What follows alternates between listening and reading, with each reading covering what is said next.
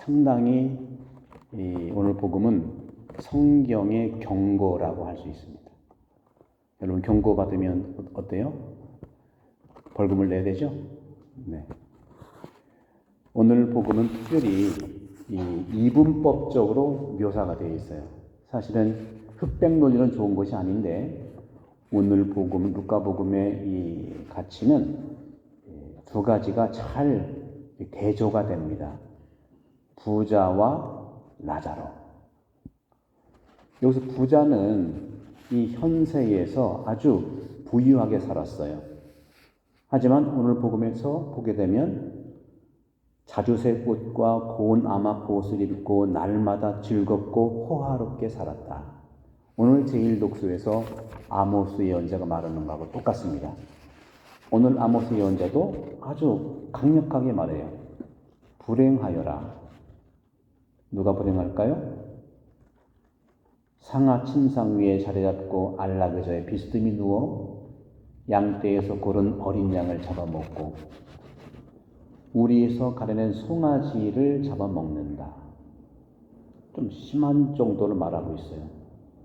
대접으로 포도주를 퍼마시고 최고급 향유를 몸에 바르면서도 요셉 집안이 망하는 것은 아랑곳하지 않는다. 오늘 복음의 부자의 표현을 그대로 반영하고 있는 듯합니다. 이렇게 부자는 이 현세에서 아쉬울 것 없고 걱정할 것 없이 살았다는 건데 이 부자의 후회가 되는 건 뭐냐? 죽어서 저승에 가서 후회하는 거예요. 골든타임이 늦었어요. 후회와 회개는 시간이 있는 겁니다. 근데 이 부자가 후회하고 정말 회개했을 때는 이미 현세가 아니라 죽어서 저승에 가서 불의 고초를 당하니까 죽어서도 현세처럼 살기를 원하는데 내가 왜 고통을 당해야 되느냐는 거죠. 그래서 부자가 정말로 회개한 것은 뭐냐? 오늘 복음에서 부자가 정말 부족한 것은 부자의 집 대문 앞에 있는 거지 라자로를 쳐다도 안 본 겁니다. 이것이 부자가 저승에서 겪는 고초라고 하는 것이 오늘 복음에서 나오는 것은. 따라서 사랑에서 멀어져 있던 부자, 결과는 지상에서 얼마나 많은 부를 이뤘지만 저승에 가서는 물 한 잔도 못 먹을 정도로 고초도 심하고 뜨겁고 하니까 물 좀 달라고 한 거예요. 그걸 눈 떠서 보니까 저 건너편에는 지상에서 너무나 굶주리고 배고팠던 거지 라자로가 아브라함 할아버지 품에 앉아가지고 나와 있죠. 위로를 받고 있는 겁니다. 그러자 이 부자는 소리 질렀어요. 아브라함 할아버지, 저에게 자비를 베풀어 주세요. 바로 이 가난한 라자로는 현실에서는 고초를 겪었지만 죽어서는 하느님의 자비를 입었습니다. 현실에서의 고초가 죽어서는 하느님의 위로를 받았고 아브라함의 위로를 받는 거예요. 자비를 얻은 것이죠. 그런 점에서 오늘 복음에서 이 부자 사람이라고 하는 이 부자는 자기의 실수를 깨달았는데 말씀드린 대로 너무 늦었습니다. 영어로 too late. 어떤 걸 깨달았냐? 아, 내가 너무 이기주의였구나. 나만 잘 먹고 잘 살았구나. 제가 오늘 열시간 미사 강론 때도 말씀드렸습니다마는 송아지 고기, 소고기 1kg을 만드는데 옥수수 18kg가 필요합니다. 내가 3년 전에 이런 강론을 했어요. 미국 사람처럼 살면 지구가 5개 필요하고요.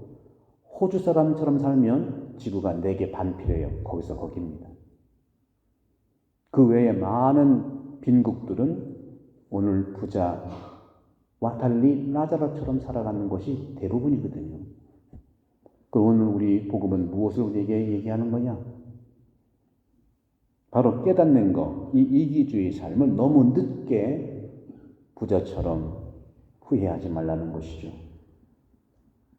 그런데 이 부자, 어떤 부자는 가족에 대한 사랑은 끔찍해요.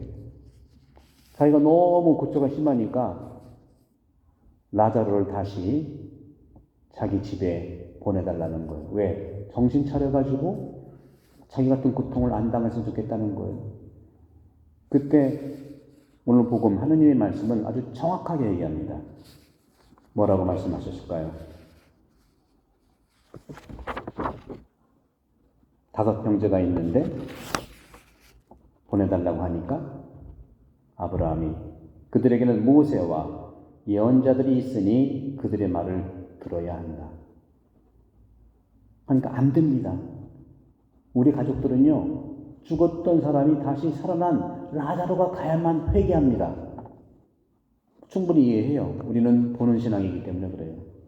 우리는 다 보는 것이 전부인 줄 알아요. 분명히 말씀드리지만 진리는 안 보이는 데 있습니다. 보는 걸로 살다가는 절단납니다. 저도 마찬가지예요.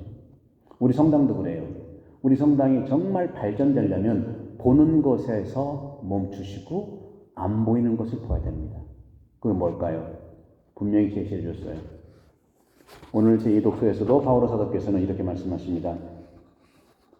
우리 주 예수 그리스도께서 나타났을 때까지 흠없고 나무랄 데 없이 계명을 지키십시오. 이미 모세와 예언자들의 말을 들으면 된다는 겁니다. 죽은 이들 가운데 누가 가야 그들이 회개할 것이라고 하는 것은 사실 저도 마찬가지지만 보는 것이 전부인 걸로 착각하는 우리 인간의 어떻게 보면 어리석음을 다시 한번 환기시켜주는 것이죠. 그러니까 어떻게 말했습니까? 아브라함은 그들이 모세와 예언자들의 말을 듣지 않으면 죽은 이들 가운데 누가 다시 살아나도 믿지 않는다는 확실합니다. 가정도 그렇고요. 특히 우리가 이렇게 큰 성당에서는 더 그래요. 보는 것이 너무 화려하고 크고 또 우리가 구역도 그렇고 내주도 그렇고 굉장히 크다 보니까 코로나 바이러스로 약간만 주춤해도 굉장히 실망을 해요. 보이는 것이 전부가 아닙니다. 계명만 지키면 돼요. 우리 신앙인들은 계명이 뭘까요? 10계명이고 바로 예수님의 사랑의 새 계명인데 그건 복음을 얘기하는. 그래서 제가 마르코 복음도 여러분께 강의해드리고 요한 복음도 하는 겁니다. 딴 것이 절대로 아닙니다. 그걸 하면 열매는 나중에 몇 년 뒤에 열릴 수도 있는 거예요. 지금 당장은 보는 것이 눈에 보이겠죠. 미사 끝난 다음에 또 코로나가 이렇게 와서 한 20명 나오던 교우들이 1000명 정도 감사해야 되잖아요. 그죠? 불안해하지 말고 안내해주고 계명 지키는 것에 서로 사랑하라는 말씀을 저는 드리고 싶어요. 하나님은 분명 지적합니다. 모세와 예언자들의 말을 들으면 충분하다. 그들의 말을 들어야 한다. 말씀은 눈에 보이는 게 아닙니다. 이것은 불공정한 것이 아닙니다. 그런 점에서 우리는 오늘 복음을 통해서 주님께서 우리에게 제시해 주는 여러 가지 이 부자와 거지와의 이런 이분법적인 대조를 통해서 현세에서 나만을 위한 가족 사랑으로 사는지 아니면 내 문 바로 앞에 있는 그 사람들에게 나눠주고 사는지. 요즘에는 문 앞이라는 것이요, 진짜 문 앞이라기보다도 2000년 전에는 정말 전 세계가 어떻게 돌아가는지 몰랐지만 지금은 글로벌 시대이기 때문에 우리 문 앞이 뭐예요? 바로 이 유튜브가 문 앞이고 이 핸드폰이 문 앞에 저 세상 끝에까지 다 보여요. 그러니까 우리 문 앞에가 더 넓어져서 더 힘들어. 그래서 우리는 글로벌 시대이기 때문에 우리 안에서는 가난한 자가 별로 없어요. 물질적으로, 정신적으로 있겠죠. 그래서 우리 본당처럼 전 세계에서 가장 큰 본당은 우리의 이러한 은혜로운 축복을 나눠야 한다는 것이죠. 그래서 우리는 컬렉션도 잘 합니다마는 필요한 곳에 우리 사목위원회, 사회사목위원회를 만들어서 해외 선교, 사제 수도자 또 가난한 빈국을 우리가 돋보이는 거예요. 그런 점에서 우리 본다면 오늘 부자와 라자로의 관계에서 라자로의 삶을 많이 우리가 경험하고 나눠주는 겁니다. 그것을 위해서 우리는 말씀에 깊이 만날 때 이런 은혜의 축복이 점점 많아지고 커질 겁니다. 예수님은 부유한 몸으로 세상에 오셨지만 가난하게 사셨어요. 부자가 가난하게 산다는 것은 축복이고요. 또 가난한 자는 그 안에 있는 풍요로운 부유함을 느껴야 된다는 것이죠. 오늘 우리 이 복음 말씀을 통해서 잠시라도 세계 이주민과 난민의 날을 통해서 우리가 만났던 이런 하느님의 계명을 잘 지키고 예수 그리스도께서 부유하면서도 가난하게 사신 주님의 이런 모습을 축복 속에 살도록 은혜를 청합시다.